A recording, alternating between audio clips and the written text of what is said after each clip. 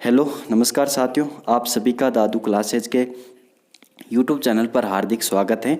आज हम जो है राजस्थान के प्रमुख लोक नाट्य पढ़ेंगे। तो चलिए फिर हमारी क्लास को शुरू करते हैं। अगर आप हमारे यूट्यूब चैनल पर नए हो तो हमारे इस यूट्यूब चैनल को आप सब्सक्राइब जरूर कीजिए और साथ में जो बेल आइकन है उसको भी प्रेस कीजिए। और आपको हमारी क्लासेज वीडियोस पसंद आती हैं तो फिर आप इसको लाइक शेयर वगैरह ज़रूर कीजिए। इस क्लास की जो PDF है आपको दादू क्लासेज के टेलीग्राम चैनल पर आपको उपलब्ध होगी, जिसकी जो लिंक है डिस्क्रिप्शन बॉक्स में नीचे दी गई है, तो वहाँ से आप सीधा हमसे जुड़ सकते हो।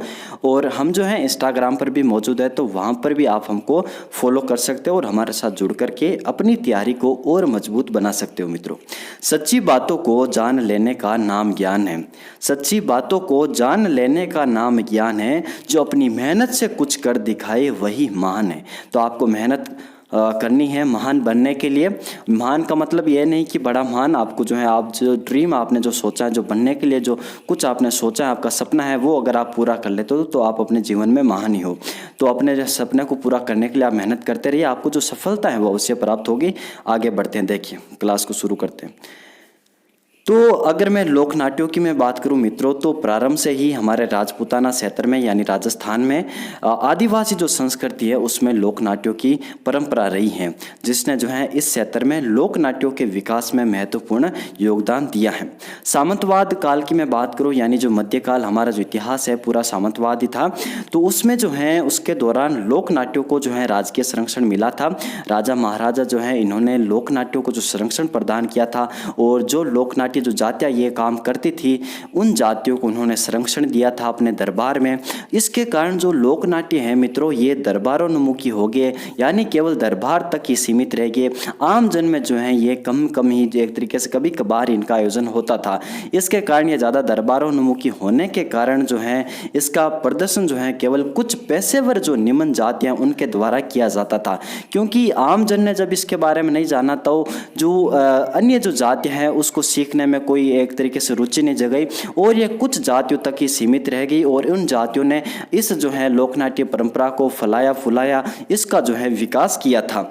अंत ये केवल जो है निम्न पेशेवर जातियों तक ही सीमित रह गई। जितने भी हम लोकनाट्य देखेंगे वो किसी ना किसी जो जाति से संबंधित हो गए, और वही जाति के जो कुछ लोग हैं वो इस लोकनाट्य को करेंगे। अब मैं आगे बात करूं मित्रों, तो राजस्थान में जो है लोक नाट्यों को उनके विविध स्वरूपों के आधार पर 3 क्षेत्रों में विभाजित किया जाता है। कितने क्षेत्र में? 3 क्षेत्र में यहाँ पर विभाजित किया जाता है लोक नाट्यों को, मतलब उनके क्षेत्र के आधार पर कि भाई इन क्षेत्रों में इस प्रकार के लोक नाट्य प्रसिद्ध हैं। अगर मैं बात करूँ पर्वतीय क्षेत्र यानी राजस्थान के दक्षिणी और दक्षिणी पूर्वी जो राजस्थान है, जिसमें हम डूंगरपुर, उदयपुर, प्रतापगढ़, कोटा, झालावाड़ जैसे सिरोही इन क्षेत्रों को शामिल करते हैं। इस क्षेत्रों में जो है लगभग जो है ये अरावली का क्षेत्र है, और यहाँ पर हमें जो है आदिवासी जो लोग रहते हैं यानी जनजातियाँ यहाँ पर रहती है, जैसे कि मीणा हो गए, भील हो गए, ये सहरिया हो गई, ग्रासिया हो गए। तो इन जनजातियों में जो एक तरीके से परंपरा है, लोक नाट्यों की जो परंपरा है, जो अपने सामुदायिक जो मनोरंजन है उसकी संस्कृति का यहाँ पर उन्होंने विकास किया था। तो पर्वतीय क्षेत्र, इस क्षेत्र के अंतर्गत दक्षिणी और दक्षिणी पूर्व राजस्थान के डूंगरपुर, उदयपुर, कोटा, झालावाड़, सिरोही के क्षेत्र आते हैं। और पहाड़ी क्षेत्रों में जो मीणा, भील, सहरिया, बंजारों तथा ग्रासियों द्वारा आदि के द्वारा जो सामुदायिक मनोरंजन की संस्कृति का यहाँ पर विकास किया है। ठीक है, आगे बढ़े। अगला है हमारा रेगिस्तानी क्षेत्र, यानी रेगिस्तानी क्षेत्र कौन सा? हमारे राजस्थान का उत्तर और जो उत्तर पश्चिमी जो है, यानी पश्चिमी और उत्तर पश्चिमी पश्चिमी जो है राजस्थान, जैसे कि यहाँ पर जैसलमेर, बीकानेर, बाड़मेर, जोधपुर आते हैं। और जो है ये जो क्षेत्र आता है उत्तर पश्चिमी, जैसे कि ऊपर जाए गंगानगर साइड में, तो इस क्षेत्रों में एक तरीके से जो सामुदायिक मनोरंजन के लिए जो जातियाँ का मतलब एक तरीके से कुछ कार्य करती थी, यानी कुछ लोक नाट्य जो है यहाँ पर भी काफ़ी प्रसिद्ध हैं। ठीक है, इस क्षेत्र में जो है पश्चिमी और उत्तर पश्चिमी जैसलमेर, बीकानेर, बाड़मेर, जोधपुर के क्षेत्र सम्मिलित हैं। और इनमें कौन कौन सी जातियाँ रहती? तो यहाँ पर सरगड़ा, नट, भाट, भांड, ये जो जातियाँ हैं पेशेवर निम्न जातियाँ, इनके द्वारा जो है जीविका के लिए स्वांग रचा जाता था। लोक नाट्य आदि को जो है मनोरंजन के रूप में विकसित किया गया था। तो कुछ जो जातियाँ जो हैं हमें क्षेत्रों में देखने को मिलेगी जो विशिष्ट क्षेत्र में रहती हैं, और वहाँ पर जो उन्होंने सामुदायिक मनोरंजन के लिए एक तरीके से कुछ लोक नाट्य जो है उनका विकास किया था। आगे बढ़े तो आगे जो पूर्वांचल क्षेत्र आता है, जिसके अंतर्गत हम जो पूर्वी राजस्थान है, जैसे कि अलवर, भरतपुर, धौलपुर वगैरह हो गए, जयपुर हो गया, और शेखावाटी जो क्षेत्र है जैसे कि सीकर, झुंझुनू वगैरह, इन क्षेत्रों में एक तरीके से जो पर लोक नाट्य हैं उनके बारे में हम चर्चा करेंगे। तो यहाँ पर हम बात करें तो ज़्यादातर ख्याल जो है इस क्षेत्र में काफ़ी प्रसिद्ध है। हम देखेंगे मुंडावर की ख्याल, तुरा कलंगी ख्याल, जयपुरी ख्याल है, ठीक है ना। तो अलग अलग क्षेत्रों में हमें यहाँ पर ख्यालें देखने को मिलती है। तो पूर्वांचल में ज़्यादातर हमें ख्याल जो लोक नाट्य उसकी एक तरीके से ये प्रचलित शैली के लिए विख्यात है। कौन सा? पूर्वांचल क्षेत्र। तो ये है राजस्थान में लोक नाट्यों को एक तरीके से उसके जो है विविध स्वरूप के आधार पर यहाँ पर 3 क्षेत्रों में जो है विभाजित किया गया, ठीक है ना। कौन कौन से? पर्वतीय, रेगिस्तानी और हमारा पूर्वांचल क्षेत्र। आगे बढ़ते हैं। आगे देखिए हम पढ़ते हैं ख्याल शैली के बारे में, यानी जो ख्याल लोक नाट्य ख्याल लोक नाट्य उसके बारे में हम पढ़ते हैं। ख्याल की मैं बात करूं मित्रों तो हम जानते हैं इसका क्या शाब्दिक अर्थ होता है। तो इसका शाब्दिक हम जानते हैं कि ये जो विचार होते हैं, जैसे कि कोई रहता है ना कि ख्यालों में डूबा हुआ रहता है, यानी विचारों में डूबा हुआ रह रहा, कल्पनाओं में खोया हुआ है। तो ख्याल का जो शाब्दिक अर्थ होता है वो कल्पना या फिर विचार होता है। ख्याल किसको कहते हैं? तो ख्याल जो होती है वो धार्मिक, सामाजिक, ऐतिहासिक या फिर जो पौराणिक आख्यान है उसको पदबद्ध रचनाओं के रूप में अलग अलग पात्रों द्वारा गा कर लोक मनोरंजन हेतु लोक नाट्य के रूप में प्रस्तुत किया जाता है। जो भी कोई धार्मिक, सामाजिक, पौराणिक या फिर एक तरीके से ऐतिहासिक जो आख्यान होता है उसको क्या करते हैं कि पदबद्ध रचनाओं के रूप में, छोटी छोटी कविताओं के रूप में जो है अलग अलग पात्र, जो भी इसमें पात्र होते हैं उनके द्वारा इसको गा करके लोगों का मनोरंजन किया जाता है और इसी को जो है ख्याल कहा जाता है, ठीक है ना। तो ख्याल का शाब्दिक अर्थ क्या होता है कि कल्पना या फिर विचार। ख्याल का जो जनक माना जाता है मित्रों तो अमीर खुसरो को यहाँ पर जनक माना जाता है। अमीर खुसरो वही है जिन्होंने खजाइन उल फुतवे जो है ग्रंथ लिखा था, जो हमारे अलाउद्दीन खिलजी के समय उनके जो है तरीके से दरबारी कवि थे और उन्हों को जो है यहाँ पर ख्याल से लिखा, यानी ख्याल लोक नाट्य का क्या माना जाता है? जनक माना जाता है। राजस्थान के लोक नाट्यों में ख्याल जो है ये सबसे लोकप्रिय नाट्य विधा है और राजस्थान में जो इन लोक नाट्यों के प्रमाण 18वीं सदी के प्रारंभ से मिलते हैं। 18वीं सदी के प्रारंभ से यहाँ पर इन लोक नाट्यों को क्या मिलते हैं? प्रमाण मिलते हैं। ये एक तरीके से संगीत प्रधान लोक नाट्य है। कौन सा? क्योंकि इसमें गा कर जो है कविता को सुनाया जाता है, तो ये हमारा संगीत प्रधान लोक नाट्य है। और इसमें जो भाग लेने के वाले कलाकार होते हैं तो ख्याल का क्या हो जाएगा? खिलाड़ी हो जाएगा, ठीक है ना। तो खिलाड़ी हो जाएगा भाग लेने वाले कलाकार। और मुख्य सूत्रधार की मैं बात करूं मित्रों तो हलकारा जो होता है वो इसका मुख्य सूत्रधार होता है। दल का जो मुखिया होता है उसको हम कहते हैं उस्ताद। और ख्याल जो प्रतियोगिता होती है उसको क्या कहा जाता है? तो उसको दंगल कहा जाता है। दंगल वो रेसलिंग वाली नहीं, ये दंगल होती है मुंह जुबानी, ठीक है ना। कविता गा करके चीज दंगल होती हैं। तो इस प्रतियोगिता को क्या कहा जाता है? तो इसको दंगल कहा जाता है।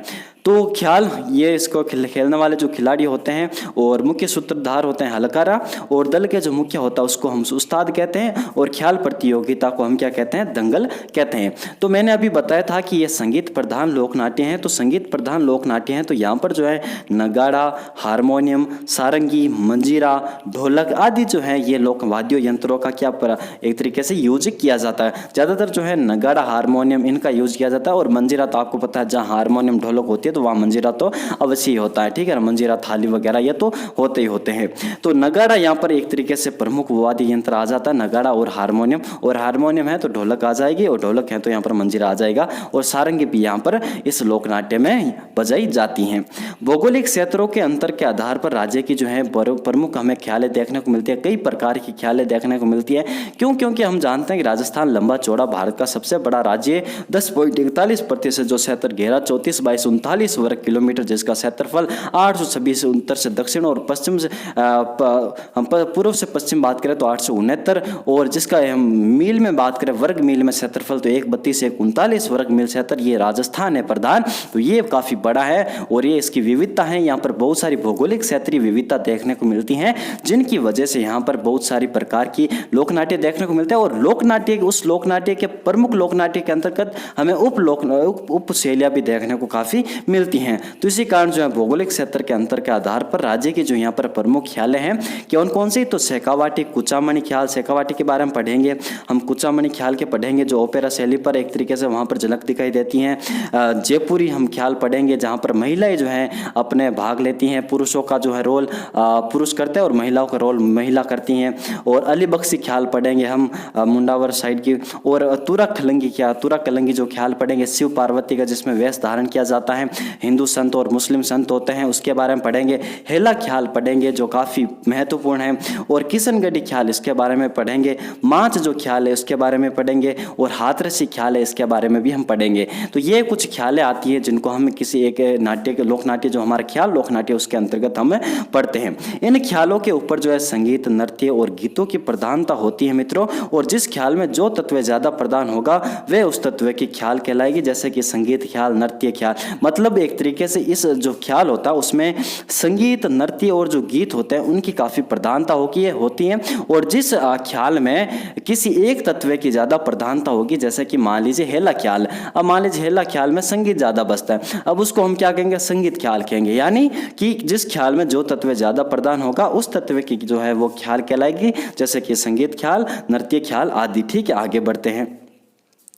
आगे हैं हम सबसे महत्वपूर्ण जो है हमारी तुरा कलंगी ख्याल, इसके बारे में हम पढ़ते हैं। तुरा कलंगी ख्याल अगर मैं बात करूं ये कहाँ पर जो है ये हमारी प्रसिद्ध है, तो हम इसकी जो बात करें तो ये हमारी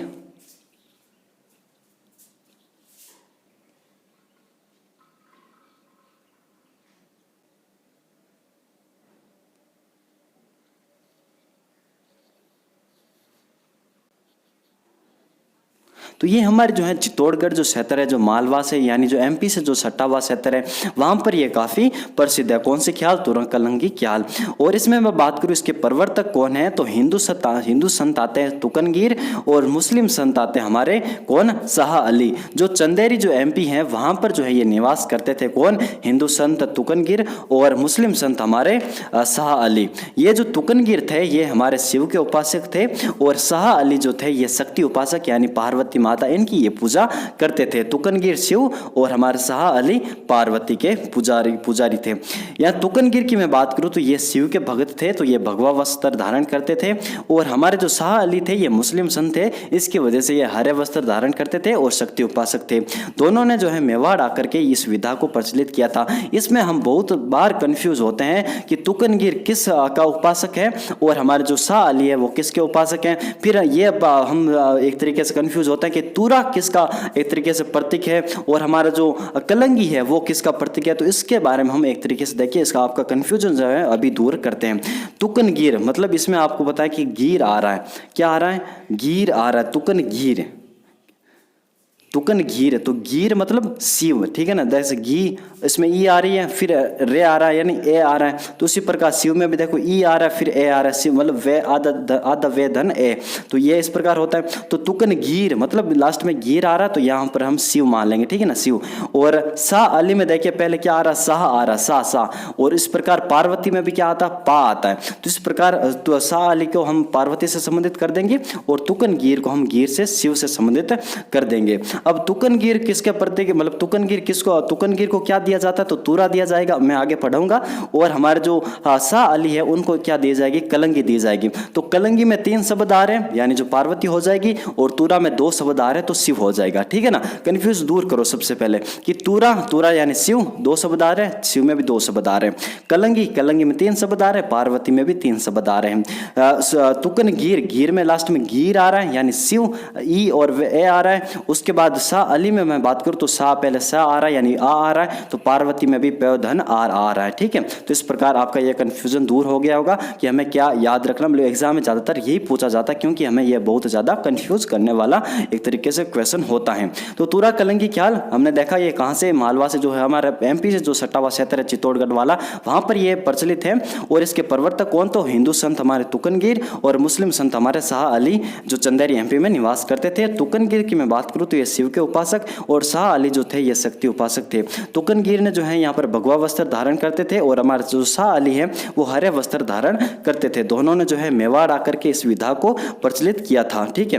दोनों के जो बीच है यहाँ पर शास्त्रार्थ के काव्य दंगल आयोजित होते थे और चंदेरी के जो राजा हैं उन्होंने तुकनगीर को अपने मुकुट का तुरा और शाह अली को यहाँ पर कलंगी भेंट की थी। तो इस प्रकार तुरा जो होता है वो शिव का प्रतीक होता है और कलंगी जो होता है ये पार्वती का प्रतीक होता है। राजस्थान के चित्तौड़, गोसुंडा, निम्बाहेड़ा इसमें जो है सैडू सिंह यानी तुरा और हमीद यानी जो खली कलंगी है, यानी जो पार्वती का रोल धारण करेंगे वो हमेशा मुस्लिम होंगे, और जो शिव का जो रूप धारण करेंगे, जो रोल निभाएंगे, वो हमेशा हिंदू होंगे। तो इस प्रकार तुरा का जो भी एक तरीके से अभिनय करेगा तो वो हमेशा हिंदू होगा। तो यहाँ पर देख सकते हो सैडू सिंह ये हिंदू हमारे, और हमीद बेग की मैं बात करूँ तो ये कलंगी के नेतृत्व में यहाँ पर ये प्रारंभ होती है हमारी ये ख्याल, तुरा कलंगी ख्याल। तो ये हमारे कौन है, मुस्लिम है। तो ये किसके द्वारा प्रारंभ की जाती हैं, तो ये हमारे जो है सैडू सिंह और हमारे जो हमीद है उनके द्वारा ये नेतृत्व में, उनके नेतृत्व में चित्तौड़, गोसुंडा, निम्बाहेड़ा जो चित्तौड़गढ़ में ये क्षेत्र है, तो वहाँ पर ये प्रारंभ की जाती हैं। तुरा कलंगी जो ख्याल है उसके दंगल में दोनों पक्षों में बैठ करके प्रतिस्पर्धक जो मूल संवाद होते हैं जिसे बैठक यानी गम्मत का गाना कहते हैं। तो यहाँ पर क्या किया जाएगा कि दंगल में जो है दोनों पक्ष बैठ जाएंगे इधर से उधर, और फिर जो है प्रतिस्पर्धक जो है मूलक संवाद होते हैं और उनको क्या कहते हैं, उनको कहता है गम्मत का गाना, बैठक को गम्मत कहते हैं। तो यहाँ पर इसका क्या हो जाता है, बैठक का गाना यानी गम्मत का गाना। मंच जो है ये सजा का प्रचलन होता है, मतलब एक तरीके से इसको जो सजाया जाता है उसको काफ़ी ऊंचाई पर भी रखा जाता है और काफ़ी इसको सजाया जाता है। और इसके प्रमुख वाद्य यंत्रों की बात करूँ तो यहाँ पर चंग जो है इसका ज़्यादातर यूज होता है, और ये गैर व्यावसायिक लोकनाट्य और संवाद को यहाँ पर क्या कहा जाता है, तो संवाद को यहाँ पर बोल कहा जाता है। किसके अंतर्गत, तुरा कलंगी ख्याल के अंतर्गत। तुरा कलंगी जो शैली है उसको माच का ख्याल कहते हैं, और यहाँ पर स्त्री जो पात्र है उसकी भूमिका पुरुष निभा, जैसे कि मैंने आपको बताया अभी कि पार्वती का यहाँ पर रोल कौन निभा रहे थे, हमीद निभा रहे, तो हमीद कौन है, पुरुष है। तो यहाँ पर महिलाओं का जो रोल है वो भी पुरुष ही निभाएंगे। इसमें बात करूँ तो कौन कौन सी यहाँ पर हमें ख्याल देखने को मिलती है, प्रसिद्ध है, तो राजा हरिश्चंद्र हो गए, रुक्मणी मंगल हो गए, राजा मोरध्वज हो गए, और हमारे जो उका चरित्र हो गया, इंद्र सभा हो गया, आदि जो है तुरा कलंगी की ख्याल है, यानी इसमें इस सभी संवादों का आयोजन होता है। अब देख लेते हैं कौन कौन से यहाँ पर लोकप्रिय प्रसिद्ध कलाकार हैं। तो जो जयदयाल सोनी हैं वो सर्वाधिक लोकप्रिय कलाकार हैं किसके, तुरा कलंगी ख्याल के। और अन्य कलाकारों की बात करूँ तो चैतराम, ओकार सिंह, हमीद बेग ये अन्य कलाकारों में आते हैं। और सैडू सिंह ने जो इस ख्याल के प्रशिक्षण हेतु खंडेश्वर जो अखाड़ा स्थापित किया था, जिस प्रकार हम रमतों में वहाँ पर देखेंगे तेज अखाड़ा वगैरह, कृष्ण अखाड़ा, तो उसी प्रकार जो है यहाँ पर तुरा कलंगी ख्याल के अंतर्गत हमारे जो सैडू सिंह है जो शिव का रूप धारण करते थे, रोल निभाते थे, उन जो है ये प्रशिक्षण हेतु यहाँ पर उन्होंने खंडेश्वर जो है अखाड़ा का स्थापना की थी, किसके द्वारा, सैडू सिंह के द्वारा। तो हमने देखा तुरा कलंगी ख्याल को विस्तार से पढ़ा। आगे बढ़ते हैं, अगली हमारी ख्याल है मित्रों अली बख्शी ख्याल। कौन सी, अली बख्शी ख्याल। ये जो है राजा अली बख्श के समय प्रारंभ हुई थी, और ये जो है मुंडावर अलवर, जो मुंडावर ठिकाना है वहाँ पर की ये प्रसिद्ध है, जो अलवर में स्थित है। तो अली बख्श ख्याल कहाँ की प्रसिद्ध है, तो मुंडावर की। और अली बख्श को जो है अलवर का रसखान कहा जाता है, क्या कहा जाता है, अलवर का रसखान कहा जाता है अली बख्श को। और इसमें कौन कौन सी जो है रचित ख्याल है, तो यहाँ पर आपको इनका नाम याद रखना है कि कृष्ण लीला गोपीचंद निहाल दे, कृष्ण लीला गोपीचंद निहाल दे, चंद्रावर्त, गुलकावली, अलवर का सिप्तनामा, ये जो है अली बख्श के द्वारा रचित ख्याल है। कौन कौन सी, तो आप एक बार फिर दोहराइए, निहाल दे, कृष्ण लीला, गोपीचंद, गुलकावली, अलवर का सिप्तनामा, ये हमें जो है ख्यालें देखने को मिलती है जो अली बख्श के द्वारा रचित है। तो अली बख्श ख्याल का केवल आपको रसखान ये नाम याद रखना है, और कहाँ पर प्रसिद्ध है यही ज़्यादातर पूछा जाता है। इसके अंदर और डिटेल जानने की कोई ज़रूरत नहीं है, और भी मतलब अली बख्श की जीवनी हमें इसके अंतर्गत पढ़ते हैं लेकिन उसका कोई मतलब नहीं है, ठीक है ना। तो अली बख्श ख्याल केवल याद रखना, राजा अली बख्श के समय एक तरीके से प्रारंभ हुई थी, और मुंडावर जो ठिकाना अलवर है वहाँ पर एक तरीके से ये इसका प्रचलन हमें देखने को मिलता है। और अली बख्श को अलवर का क्या कहा जाता है, रसखान। और कौन कौन सी अली बख्श के द्वारा रचित ख्याल हैं, तो कृष्ण लीला, गोपीचंद निहाल दे, चंद्रावत, गुलकावली, अलवर का सिप्तनामा आदि हमें देखने को मिलती हैं। आगे बढ़ते महत्वपूर्ण हमारी ख्याल है कुचामणि ख्याल। ये क्यों महत्वपूर्ण है, क्योंकि जो मित्रों ये ओपेरा शैली पर आधारित हमारी ख्याल है। कौन सी, कुचामणि ख्याल। तो इसके प्रवर्तक कौन है, तो लच्छी जो राम है, लच्छी राम जो बुरसू गांव के रहने वाले। बुरसू गांव ये हमारा नागौर में ही है, और इनकी जो जाति थी ये गुरडा मेघवाल थे। तो आपको इनकी जाति भी याद रखनी है, और इनको आपको गाँव वगैरह भी याद रखना है। और कौन प्रवर्तक होते हैं हमारे कुचामणि ख्याल के, तो हमारे लच्छीराम होते हैं। ये मित्रों हास्य और जो विनोद प्रधान ख्याल है। कौन सी, मैंने आपको बताया था कि जिस ख्याल में जो तत्व ज्यादा होगा उसी शैली की यहाँ पर ख्याल को माना जाएगा। तो हास्य और विनोद प्रधान ख्याल किसको कहते हैं, तो हमारी ये कुचामणि ख्याल होती हैं। ये इसमें ज़्यादातर हास्य वगैरह होते हैं। कभी आप यूट्यूब पर सर्च करना कुचामणि ख्याल, तो उसके वीडियोज आप देखना, काफ़ी अच्छी हैं। वहाँ पर जोकर वगैरह आपको दिखाई जाएंगे, राजा रानी वगैरह ये दिखाई जाएगा, ठीक है ना। तो आप देखना उसको। इसमें मैं बात करूँ कहाँ पर प्रसिद्ध है तो कुचामन ख्याल है, तो कुचामन सिटी से ये प्रसिद्ध होगी। कुचामन सिटी जो क्षेत्र है हमारा नागौर में, तो वहाँ पर ये इसके आसपास में ये लोकप्रिय है। और वर्तमान प्रमुख कलाकारों की बात करूँ तो उगमराज, बंशीधर, ये काफ़ी लोकप्रिय कलाकार हैं इसके। और ओपेरा शैली पर हमारी ये आधारित ख्याल है। और इस ख्याल में मित्रों 3 जो पात्र हमें देखने को मिलते हैं, एक तुम्हारा राजा और दूसरा हमारा रानी, जो इसकी प्रमुख एक तरीके से मुख्य पात्र होती है। रानी ज़्यादातर जो है ख्याल ये कुचामन ख्याल है ये रानी के स्वांत पर ही ज़्यादा केंद्रित होगी, इसमें रानी ज़्यादा बोलेगी, ठीक है ना। और तीसरा हमारा जो है पात्र होता है राजा, नहीं जोकर, सॉरी राजा, रानी और जोकर। तो ये 3 मुख्य पात्र देखने को मिलते हैं कुचामनी ख्याल में। लच्छी राम ने कुल 25 ख्यालें लिखी हैं, जिनमें से आपको 3-4 जो ख्याल हैं ये आपको याद रखनी है, क्योंकि एग्जामिनर कभी कभी ये क्वेश्चन बना सकता है कि गोगा चौहान, रीडमल, राव रीडमल, मीरा मंगल, चांद नीलगिरी ये किसके द्वारा रचित ख्याल हैं। तो ये हमारे किसके द्वारा रचित ख्याल है, तो लच्छी राम के द्वारा। जो लच्छी राम हमारे कुचामनी ख्याल के क्या है, प्रवर्तक है, जो बुरसू गांव में जन्मे थे। और गुर्डा मेघवाल मतलब एक तरीके से जो उनकी उपजाति मतलब एक तरीके से गोत्र होगी गुर्डा, और हम जाति से ये कौन है तो मेघवाल है, ठीक है ना। तो ये हमारे लच्छी राम है। और ये हमने देखी कुचामनी ख्याल के बारे में। आगे बढ़ते हैं हमारी हेला ख्याल। तो हेला ख्याल हमारी ये कहाँ पर प्रसिद्ध है, तो ये हमारे सवाई माधोपुर और जो लालसोट दौसा है उस क्षेत्र में ये प्रचलन है इसका, किसका, हेला ख्याल का। इसका प्रवर्तक कौन है, तो मित्रों शायर जो हेला है इसको इस हेला ख्याल का प्रवर्तक माना जाता है। और प्रारंभ में जो है इसके कलाकार जो शायर हेला जाति के थे, और इसके जो कलाकार, इसमें जो मैंने आपको बताया था इस ख्याल में क्या किया जाता है कि पदबद्ध जो कविता है उसको मेरे तरीके से पात्र गाकर सुनाते हैं, जिस कारण इसको हम शायर भी कह सकते हैं। तो यहाँ पर जो है एक तरीके से जो कविता सुनाते हैं वो शायरी की तरह दिखाई देती है हमें। तो इसके जो कलाकार थे यानी जो शायर थे वो जो हेला जाति के हमें देखने को मिलते हैं, तो इसके कारण इसको हेला ख्याल कहा जाता है। प्रारंभ जो है बम्ब वादन से, फिर सुमरनी और चढ़ाव व टेर द्वारा इसका एक तरीके से यहाँ पर शुरू किया जाता है इसका। तो प्रारंभ में यहाँ पर बम्ब वादन से शुरुआत होती है, और फिर सुमरनी और चढ़ाव व टेर द्वारा जो हेला ख्याल एक तरीके से इसका आयोजन होता है। इसका जो है एक तरीके से जो कविता वगैरह ये इस शैली में बोली जाती हैं। हेला ख्याल की मैं बात करूँ तो ये गणगौर पर्व के पश्चात किया जाता है। कब किया जाता है, तो हेला ख्याल हमारा गणगौर पर्व के पश्चात किया जाता है। और सभी माधोपुर व लालसोट दौसा जो है उसके क्षेत्र में प्रचलन है। और नौबतवादी यंत्र का यहाँ पर प्रयोग किया जाता है, किसका, वो नौबतवादी यंत्र का। जैसे कि तुरा कलंगी ख्याल में हमने देखा था, किसका, तुरा कलंगी ख्याल में हमने चंगवादी यंत्र देखा था। और इसी प्रकार जो हमारा जो नौबतवादी यंत्र है वो हमें हेला ख्याल में देखने को मिलते हैं।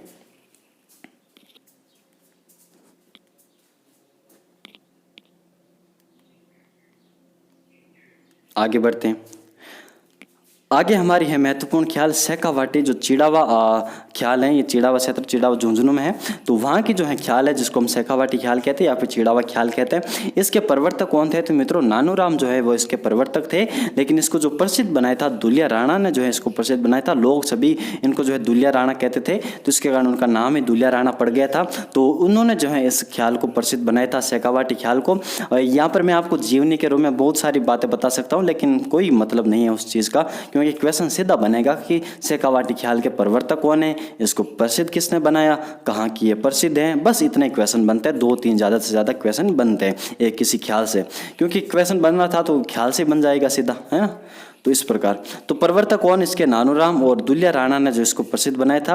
और शेखावाटी जो क्षेत्र है उसके ये एक तरीके से सिक्कर खंडेला जो है ये इस क्षेत्र में प्रसिद्ध है। और जाइल वाला जो क्षेत्र आपको पता है कि ये शेखावाटी से सटा हुआ है, तो वहाँ पर भी इस ख्याल का हमें प्रचलन देखने को मिलता है। गायन, वादन व नर्तन तीनों को ये संप्रेषित यहाँ पर मिश्रण देखने को मिलता है। हीर रांझा, ढोला मरवण, हरिश्चंद्र, आलादेव, भरथरी आदि की जो यहाँ पर लोकप्रिय जो ख्याल हैं वो यहाँ पर आयोजित होती हैं, किसके अंतर्गत, हमारे शेखावाटी ख्याल के अंतर्गत। तो ये हमारी थी मित्रों शेखावाटी ख्याल। आगे हम पढ़ते हैं कन्हैया ख्याल के बारे में। तो कन्हैया ख्याल की मैं बात करूं तो मित्रों ये जो हमारी ख्याल है ये हेला ख्याल से ही मिलती जुलती हैं। और कन्हैया ख्याल की मैं बात करूं तो जिस प्रकार हमने हेला ख्याल देखा था सभी माधोपुर वगैरह उस क्षेत्र में प्रचलित थी, तो हमारी जो ये कन्हैया ख्याल है ये भी सभी माधोपुर के ऊपर, जैसे कि हमारा करौली हो गया, धौलपुर हो गया, सभी माधोपुर हो गया, वहाँ पर यह प्रचलित होगी, भरतपुर वगैरह इस क्षेत्र में। मैंने आपको बताया था कि पूर्वी जो राजस्थान है, पूर्वांचल जो है, यहाँ पर जो ख्याल लोक नाट्य जो है ये काफ़ी ज़्यादा प्रसिद्ध है। तो आप देख पा रहे हैं जितनी भी अभी हमने ख्यालें पढ़ी थी, चित्तौड़गढ़ की देखी थी, शेखावाटी ख्याल देखी थी, और हमने हेला ख्याल देखी थी, तो ये सारी की सारी कहाँ आ रही है, हमारे पूर्वांचल में देखने को मिल रही है। जैसे कि अलीबख्शी ख्याल देखी थी, केवल हमने कुचामनी ख्याल देखी थी जो हमारी नागौर में प्रसिद्ध है, अन्य हमें सारे ख्यालें हमें पूर्वांचल में ही देखने को मिल रही हैं। तो कन्हैया ख्याल ये हेला ख्याल से मिलती जुलती संगीत विद्या है और रामायण महाभारत के प्रसंगों पर आधारित है। कौन सी ख्याल, कन्हैया ख्याल। तो इसके सबसे अधिक महत्वपूर्ण महत्वपूर्ण विशेषता ये है कि ये हमारे जो है रामायण महाभारत के प्रसंगों पर आधारित है। मुख्यतः ये जो है मित्रों महावीर के जो जयंती होती हैं उसके दिन ये आयोजित की जाती है। चैत्र शुक्ल त्रयोदशी को ये ज़्यादातर आयोजित की जाती है, महावीर जयंती के दिन आयोजित होती हैं। इस ख्याल की जो है प्रमुख विशेषता ये है कि पंक्ति की समाप्ति पर उल्टी मीट है तथा इसके प्रस्तुतिकरण में मीडिया का जो है प्रमुख योगदान है। अब मीडिया वगैरह क्या होता है इनका कहीं पर जिक्र नहीं होता, लेकिन केवल आपको याद रखना है कि पंक्ति की समाप्ति पर उल्टी मीट है और इसके प्रस्तुतिकरण में जो है मीडिया का प्रमुख योगदान है। जैसा लिखा है वैसा आप इसको याद कर लीजिए। तो मीडिया के यहाँ पर प्रमुख योगदान जैसे कि हमने देखा था हेला ख्याल में कि ये जो एक तरीके से शायर वगैरह कलाकार होते हैं जो हेला जाति से संबंधित होते हैं, इस कारण इसका हेला नाम पड़ा था। उसमें एक तरीके से टेर वगैरह होती हैं, बम वादन से इसकी शुरुआत होती है, चढ़ाव होता है, उसमें सुमनी में होती हैं। तो ये हेला ख्याल की कुछ विशेषता हमने देखी थी कि ये किस प्रकार गाई जाती हैं। तो उसी प्रकार जो है कन्हैया ख्याल के बारे में बताया जा रहा है कि इसमें जो पदबद्ध जो रचनाएं होती हैं उसको किस प्रकार एक तरीके से प्रस्तुत किया जाता है। तो इसके प्रस्तुतिकरण में मीडिया वगैरह इनका प्रमुख योगदान होता है, उल्टी मीट होती है उसमें, ठीक है ना। तो ये कन्हैया ख्याल की कुछ विशेषता मतलब प्रस्तुतिकरण की विशेषता है। अगली मैं बात करूँ तो मैंने आपको बता दिया कहाँ पर प्रसिद्ध है, तो हमारे करौली सवाई माधोपुर क्षेत्र हो गया, भरतपुर धौलपुर वाला क्षेत्र हो गया, वहाँ पर जो है कन्हैया ख्याल का क्या है प्रचलन है। मूल रूप से ये मीणा जाति द्वारा की जाती है और कन्हैया जो लोकगीत हैं उसके प्रस्तुतिकरण करने वालों को यहाँ पर क्या कहा जाता है, मीडिया कहा जाता है। अभी हमने देखा था कि प्रस्तुतिकरण में यहाँ पर मीडिया का काफ़ी योगदान है। तो कन्हैया लोक गीत के प्रस्तुतिकरण वाले को मीडिया ही कहा जाता है, ठीक है ना। तो वो जो प्रस्तुतिकरण कहता है उसी को मीडिया कहते हैं। अब मीडिया वगैरह ये आपको ऐसा मतलब मत ढूंढिए कि इसका कुछ एक तरीके से शाब्दिक अर्थ होगा, कोई शाब्दिक अर्थ नहीं होता इनका। एक तरीके से हम बात करें जो क्षेत्रीय बोली होती हैं जैसे कि नागौर में डोपा है। अब डोपा ने कहेंगे बस डोपा एक अलग ही मारवाड़ी शब्द है। अब इसको आप मूर्ख कहोगे ये तो गलत चीज़ है ना, क्योंकि पूरा मूर्ख थोड़ी आदमी, हम तो किसी को भी डोपा कह देते हैं। तो मीडिया वगैरह ऐसे शब्द जो है किसी क्षेत्र में यहाँ पर प्रचलन में आते हैं और उन्हीं वहीं जन्म होता है और वही इस क्षेत्र में यहाँ पर लोग वहाँ पर समझ पाते हैं। तो कन्हैया जो लोकगीत है उसके प्रस्तुतिकरण करने वाले को क्या कहा जाता है, मीडिया कहा जाता है। जिस प्रकार झामटिया कुटकुटिया वगैरह हम देखेंगे गौरी लोकनाट्य में, उसी प्रकार कन्हैया लोकगीत के प्रस्तुतिकरण करने वाले को क्या कहा जाता है, मीडिया कहा जाता है। दिन में जो आयोजित होती हैं ये मई जून में आयोजित होती हैं, तो आपको पता है ये मई जून में आयोजित होगी। और गुर्जर जो है गुर्जर मीणा माली जाति के लोग यहाँ पर भाग लेते हैं और नौबत घेरा मंजीरा ढोलक वाद्य यंत्र ये इसमें बजाए जाते हैं। किस ख्याल लोकनाट्य में, तो हमारे कन्हैया ख्याल में। तो ये थी कन्हैया ख्याल और मुख्यतः ये महावीर जयंती दिन आयोजित होती है यानी चैत्र शुक्ल त्रयोदशी को। लेकिन ज़्यादातर हम बात करें तो ये बैसाख जेठ वाला जो महीना होता है बैसाख जेठ, वहाँ पर हमें ज़्यादा इसका आयोजन देखने को मिलता है, ठीक है ना। आगे बढ़ते हैं। आगे हमारी जयपुरी ख्याल की मैं बात करूं मित्रों तो ये हमारे जो है सवाई जयसिंह के समय प्रारंभ हुई थी। भूपत खान के द्वारा एक तरीके से इसको प्रारंभ किया जाता है और भूपत खान को इसका प्रवर्तक माना जाता है। और ये जो है जयपुर एवं निकटवर्ती क्षेत्र में इसका आयोजन होता है और स्त्री पात्रों की भूमिका यहाँ पर स्त्री द्वारा ही निभाई जाती हैं। और इसमें बात करें तो कुछ लोकप्रिय ख्यालें हैं, ये आपको याद रखनी है। इसके अंतर्गत कौन कौन से, जैसे कि जोगी जोगन हो गया, कान गुजरी हो गया, पठान हो गया, मियाँ बीबी हो गया, रसीले तंबोलन हो गया। तो ये आपसे कभी पूछ सकते हैं कि ये जो ख्याल है किस ख्याल से संबंधित है, तो ये हमारे जयपुरी ख्याल से संबंधित है। और इसके प्रसिद्ध कलाकार कौन थे, तो हमारे गुणीजन जो खाना है उसके ये कलाकार थे जो ये इस ख्याल को करते थे, इसका प्रस्तुतिकरण करते थे। किस ख्याल का, जयपुरी ख्याल का। तो ये जयपुरी ख्याल आपको याद रखनी है। आगे हम बात करें मित्रों किशनगढ़ी ख्याल, तो यहाँ पर कुछ अब जो ख्याल है मैं आपको बता रहा हूँ इसके केवल आपको प्रवर्तक का नाम याद रखना है और ये कहाँ पर प्रसिद्ध है, तो बस इतना ही याद रखना है, क्योंकि इनसे यही क्वेश्चन बनते हैं। जो बाकी ख्याल थी वहीं से भी यही क्वेश्चन बनता है, लेकिन कभी कभी जो है एक तरीके से एक ख्याल की विशेषता में तो 2-3 फैक्ट दे सकते हैं कि भाई इनमें से कौन सा कथन सत्य है, असत्य है, ऐसा क्वेश्चन बन सकता है। ये जो है इनसे संबंधित मैं क्वेश्चन आपको लेकर आऊँगा, क्योंकि ये काफ़ी एक तरीके से कठिन टॉपिक है हमारा लोकनाट्य, तो मैं इसके क्वेश्चन भी कराऊंगा आगे वाली क्लास में। तो पहले हम इनको पढ़ लेते हैं, सारी थ्योरी को देख लेते हैं। किशनगढ़ी ख्याल ये हमारे अजमेर में प्रसिद्ध है, किशनगढ़ अजमेर में है। और प्रवर्तक कौन थे, तो बंशीधर जो है इसके प्रवर्तक थे।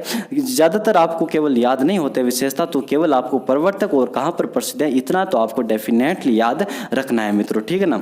और ढपाली ख्याल की मैं बात करूँ तो ये हमारी अलवर में प्रसिद्ध है और इसके अलवर भरतपुर जो लक्ष्मणगढ़ का जो क्षेत्र हो गया ये ढपाली ख्याल के लिए काफ़ी प्रसिद्ध माना जाता है। ढपाली ख्याल तो ये अलवर में प्रसिद्ध है, केवल इतना ही याद रखना है। इसके प्रवर्तक का नाम कहीं नहीं दिया गया था तो मैंने भी इसको इंक्लूड नहीं किया था। तो ढपाली ख्याल केवल अलवर में, भरतपुर वगैरह क्षेत्र है वहाँ पर प्रसिद्ध है, यानी मेवात वाले क्षेत्र में। और किशनगढ़ी ख्याल तो अजमेर में, प्रवर्तक कौन, बंशीधर। माछ ख्याल कहाँ पर, मारवाड़ क्षेत्र क्षेत्र में, और प्रवर्तक कौन, बक्सूराम, जो भीलवाड़ा के थे लेकिन मारवाड़ में आकर के इस ख्याल को शुरुआत करते हैं। ठीक है ना। तो मांझ ख्याल कौन सी, मारवाड़ क्षेत्र में प्रचलित ख्याल है, और हमारी इसके प्रवर्तक की मैं बात करूं तो बक्सूराम जो है, जो भीलवाड़ा के थे, इन्होंने जो है इस ख्याल को शुरुआत की थी और इसके प्रवर्तक माने जाते थे। और बीकानेर ख्याल की मैं बात करूं तो इसके प्रवर्तक हमें मोतीलाल देखने को मिलते हैं मित्रों। और गोपीचंद की जो ख्याल है और अमर सिंह की जो ख्याल है वो यहाँ पर विख्यात है। जैसे कि अमर सिंह री रमत, अमर हेड़ौरी रमत वगैरह रमत में देखेंगे जो बीकानेर क्षेत्र में प्रचलित हैं। तो इसी प्रकार जो अमर सिंह की ख्याल वगैरह ये भी हमारे बीकानेरी ख्याल के अंतर्गत काफ़ी ज़्यादा प्रसिद्ध है। इसके प्रवर्तक कौन, तो मोतीलाल जो है वो इसके प्रवर्तक माने जाते हैं। तो ये हमने ख्यालों के बारे में चर्चा की। इतनी ख्यालें हैं जो हमें याद रखनी चाहिए। आगे बढ़ते हैं, आगे हम रमत के बारे में पढ़ते हैं। काफ़ी ज़्यादा इम्पोर्टेंट हमारा लोकनाट्य है।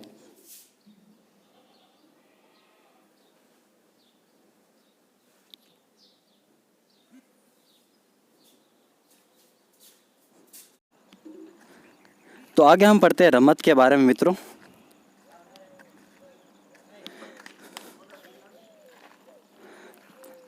रमत की बात करूँ तो इसका जो उद्भव हुआ था ये हमारा जैसलमेर में इसका उद्भव देखने को मिलता है। किसका, रमत का। और ऐतिहासिक और पौराणिक जो आख्यान होते हैं उसके आधार पर जो अभिनीत काव्य रचना होती है उनको हम क्या कहते हैं, जब उसका एक तरीके से प्रस्तुतिकरण किया जाता है उसी को हम क्या कहते हैं, रमत कहते हैं। यानी ऐतिहासिक और पौराणिक जो आख्यान है उनके आधार पर अभिनीत जो काव्य रचना है उन्हीं को हम क्या कहते हैं, रमत कहते हैं। ये जो बीकानेर और जो जैसलमेर वाला क्षेत्र है मित्रों, ये जो है इनकी जो ख्यालें होती हैं उन्हीं को ही रमत कहते हैं। ठीक है ना। कोई रमत ऐसा नहीं है अलग से इसका उद्भव हुआ था। जैसे कि मैंने आपको पहले बताया था बीकानेर ख्याल में जिसके प्रवर्तक हमारे मोतीलाल थे, और उन्होंने जो है उस क्षेत्र में हमने देखा था अमर सिंह की ख्याल वगैरह काफ़ी प्रसिद्ध थी। तो ये इन्हीं से जो है इसका रमत का उद्भव हुआ था, इन्हीं ख्यालों से। क्योंकि जो है एक तरीके से राजस्थान में सबसे जो लोकप्रिय लोकनाट्य विधा की मैंने बात की थी, जो हमारी ख्याल है, तो ये इन्हीं ख्याल से जो है हमें रमत का उद्भव देखने को मिलता है।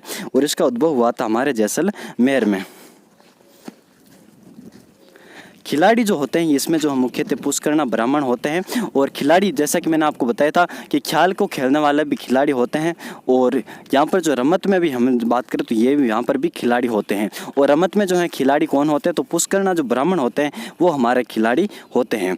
इसका जो आयोजन होता है मित्रों ये रात्रि के 11-12 बजे से सुबह तक इसका आयोजन होता है। यानी 11-12 बजे ये शुरुआत होती है रात को, और फिर जो सुबह तक 3-4-5 बजे तक ये जो सूरज उगने तक इसका आयोजन होता है पुष्करणा ब्राह्मणों के द्वारा।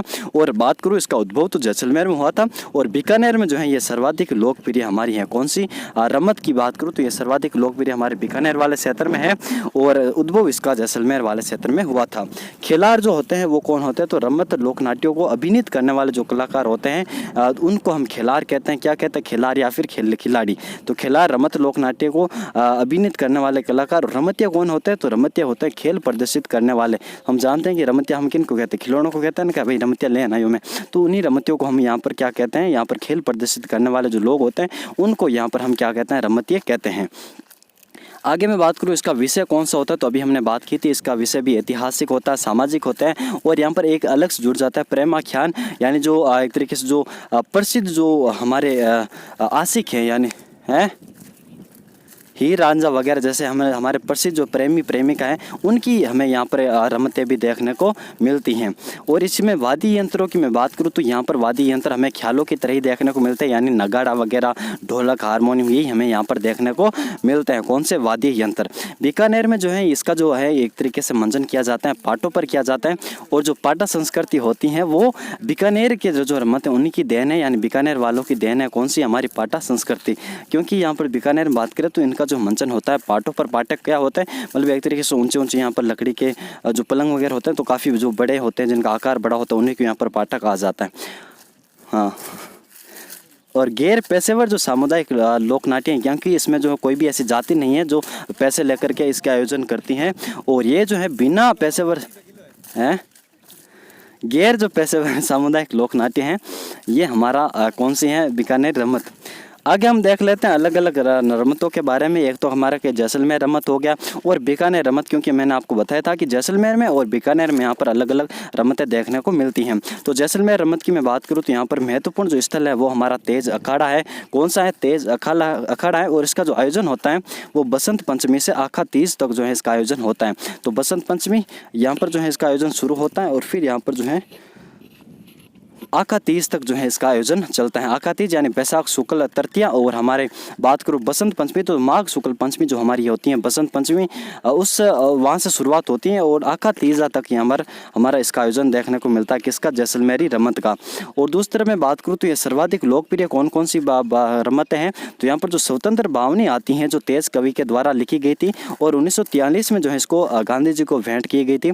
जो रचनाकार हैं किसके? स्वतंत्र भावनी के, उनके द्वारा जो एक तरीके से जो रमत है स्वतंत्र भावनी वो काफ़ी प्रसिद्ध है, काफ़ी लोकप्रिय रमत है हमारी जैसलमेर रमत के अंतर्गत। राजस्थान में जो है रमत का प्रथम अखाड़ा स्थापित किया गया था कृष्ण अखाड़ा, और जैसलमेर में इसको प्रारंभ किया गया था हमारे तेज कवि के द्वारा ही। और दूसरी तरफ बात करें महत्वपूर्ण जो अखाड़ा था, जो प्रसिद्ध अखाड़ा था, तो वो हमारा तेज अखाड़ा था। तो ये कुछ थी जैसलमेर रमत के बारे में। और जैसलमेर रमत है उसमें केवल एक रमत का याद रखना नाम, उसका नाम है हमारा स्वतंत्र भावनी। आगे बढ़ते हैं, आगे हमारी बीकानेरी रमत।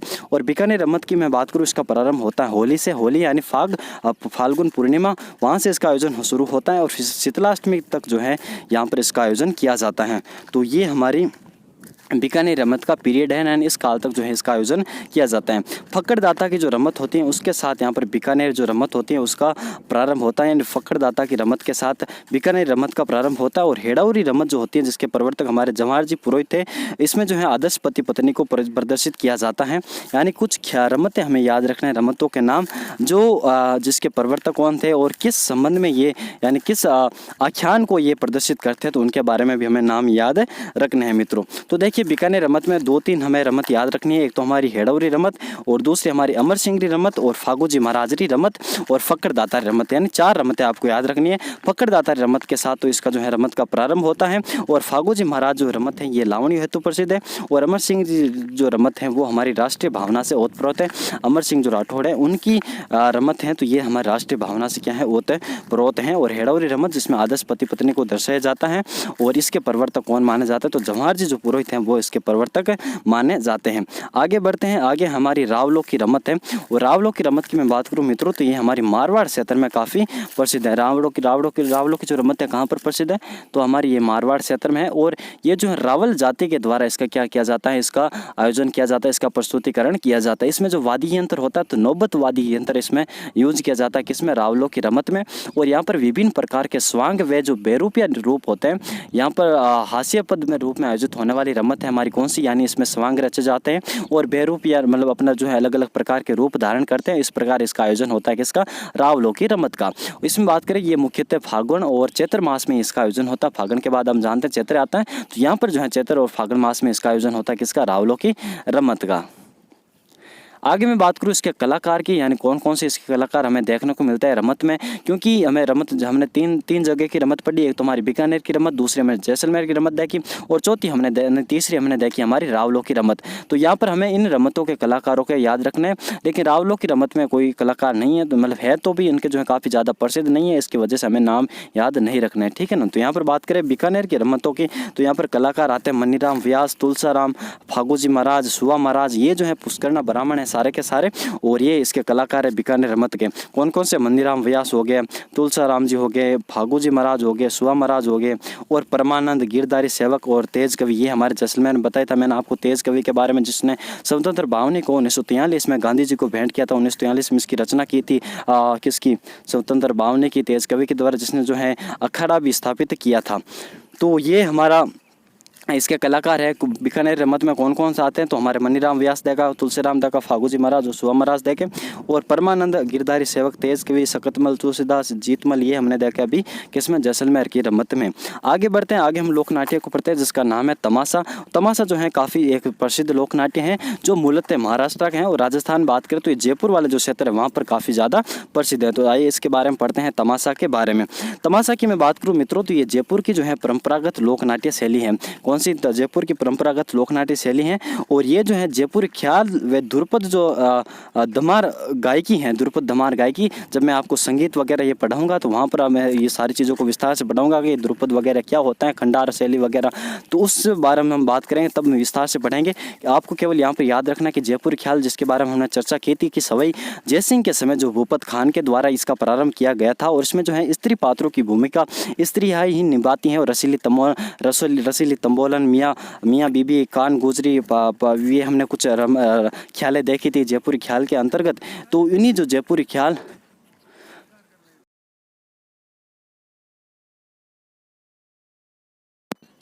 तो यहाँ पर जो है जयपुरी ख्याल व ध्रुपद जो धमार गायकी हैं उसको यह सम्मिलित रूप है कौन सा, तमाशा। और ये जो है महाराष्ट्र की लोक नाट्य शैली जो तमाशा से प्रभावित है। तो तमाशा मैंने आपको बताया ये महाराष्ट्र में विशेषकर प्रचलित है और उसी जो है यहाँ पर प्रभावित है हमारी कौन सा, जयपुर वाला तमाशा। आमेर के जो राजा थे मानसिंह प्रथम, ये 1594 में जो है इसके समय इसका प्रादुर्भाव हुआ था। और इस समय जो है मोहन कवि द्वारा रचित नाट्य धमक मंजरी जो है उसका आमेर में प्रदर्शन किया गया था। ठीक है, कौन से किसका प्रदर्शन किया गया, तो धमक मंजरी का जो मोहन कवि द्वारा रचित था। और ये हमारे आमेर के राजा मानसिंह उस समय के ये इसका प्रादुर्भाव हुआ था, इसका एक तरीके से प्रारंभ हुआ था किसका, तमाशा का। जयपुर के महाराजा जो है प्रताप सिंह ने तमाशा के प्रमुख कलाकार बंशीधर भट्ट और उनको जो है अपने गुणजन खाने में परिचय देकर के इस लोकनाट्य विधा को प्रोत्साहित किया था। और उस्ताद परंपरा को जो है तमाशा कला में किसने शुरू किया, तो फूलजी जो भट्ट है उन्होंने जो है उस्ताद परंपरा को यहाँ पर तमाशा कला लोकनाट्य में शुरू किया था। इस कला में जो है मित्रों महिला पात्रों की जो भूमिका यहाँ पर महिलाएं निभाती हैं। और वाद्य यंत्रों की मैं बात करूँ तो यहाँ पर हारमोनियम, तबला, नकारा और सारंगी जो है इनका यूज किया जाता है। तो यहाँ पर अलग एक वाद्य यंत्र कौन आते हैं, तो हमारा नकारा और तबला जो है ये वाद्य यंत्र आते हैं। क्योंकि हमने देखा था पिछले ख्याल में जयपुर ख्याल वगैरह, तो यहाँ पर हमने ये देखे थे नगाड़ा हो गया, हारमोनियम होगा, ढोलक, सारंगी ये हमने देखी थी। तो यहाँ पर जो है हम बात करें तमाशा में तो हमारा ये तो होता ही है हारमोनियम, इसके साथ तबला और नकारा जो है ये भी वाद्य यंत्र यहाँ पर जुड़े जाते हैं। तो फूलजी भट्ट ने यहाँ पर उस्ताद परंपरा को प्रारंभ किया था। और जो बंशीधर भट्ट ये सभी प्रताप सिंह के समय थे और उन्होंने जो है यहाँ पर उनको गुणजन खाने में यहाँ पर प्रचुर दिया था और इस लोकनाट्य विधा को क्या किया था, प्रोत्साहित किया था। यहाँ पर कलाकारों की बात करूँ यानी तमाशा के कौन कौन से प्रसिद्ध कलाकार हैं, तो गोपी जी भट्ट, फूलजी भट्ट, मनु जी भट्ट, ब्रिजपाल जो भट्ट और वासुदेव भट्ट, गोहरा जान, ये जो है ये तमाशा लोकनाट्य के प्रमुख कलाकार हैं। तो गोहरा जान है इसका कभी कभी पूछ लिया जाता है और गोपी जी भट्ट का भी यहाँ पर पूछा जाता है कि ये किस लोकनाट्य से संबंध रखते हैं। तो ये हमें याद रखना तमाशा का। और यहाँ पर लोक जो कलाकार होते हैं वो भी काफ़ी ज़्यादा महत्वपूर्ण है, तो कलाकारों के नाम भी हमें याद रखना है।